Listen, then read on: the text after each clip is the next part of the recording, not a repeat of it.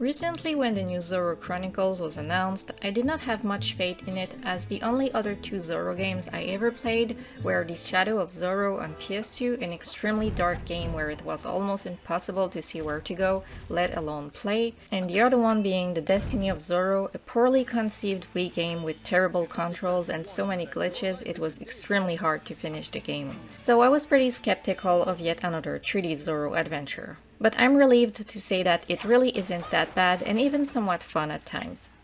The game is obviously aimed at kids as it follows the story of the 2015 TV series, which I'm not familiar with, but it features a teenage version of Zoro and his twin sister Ines, who is also playable in the game.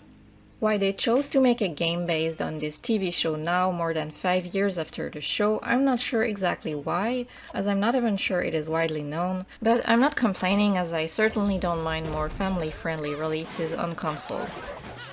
Zoro Chronicles is a stealth-based action game where you must complete a set of objectives in each level by either sneaking past enemies or fighting them head-to-head, or sword-to-sword.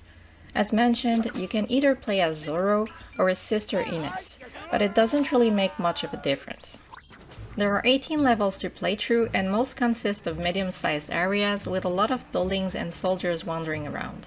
Your goal is to complete various missions like taking down certain guards, finding pieces of a map, finding keys to free prisoners or open certain buildings, and things like that.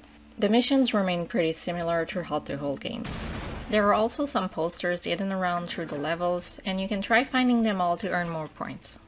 The points can be used to purchase more skills or more health points, which will aid you through the game and make things easier and more interesting by adding combos to your attacks.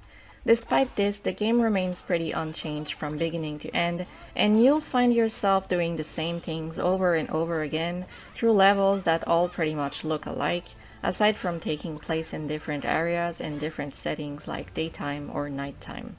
It is a pretty repetitive game, but at times I found it fun to play. Some of the mechanics reminded me of the Batman games, like how you can use your whip to climb up buildings, then use stealth to defeat your opponents quietly.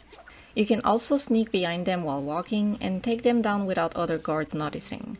In truth, some of the outcomes of this mechanic were pretty silly, as most times you can literally defeat a soldier right in front of another one he was talking to, and the other guard doesn't even react and just keeps on talking like his friend is still there even though he's lying on the ground unconscious in front of him. This made me laugh, but keeping in mind this is for kids, I didn't really mind too much and just found it funny. You really shouldn't expect this game to be realistic because it really isn't. Aside from that, the combat is decent if using combos, although a bit repetitive as mentioned before. There are no bosses to defeat, but you can earn more points by completing extra objectives like defeating enemies in a certain way and using the environment to take them down. The animations of Zoro handling his adversaries are funny and well done, and there are several different ones to see.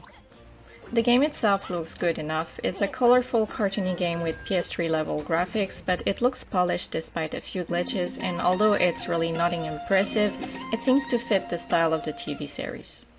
Unfortunately, there is no voice acting in the game and no spoken dialogue, showing it is probably a low-budget production, but the characters make cute grunts and sounds, and the music fits the Zoro universe as you would expect.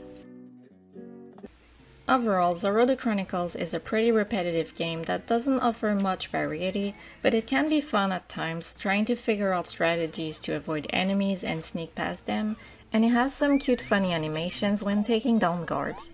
Keeping in mind this is meant for young kids, and if you're not expecting anything realistic, it's really not a bad game. Kids may want to check it out, but adults should stick to Batman or wait for a more mature Zoro game.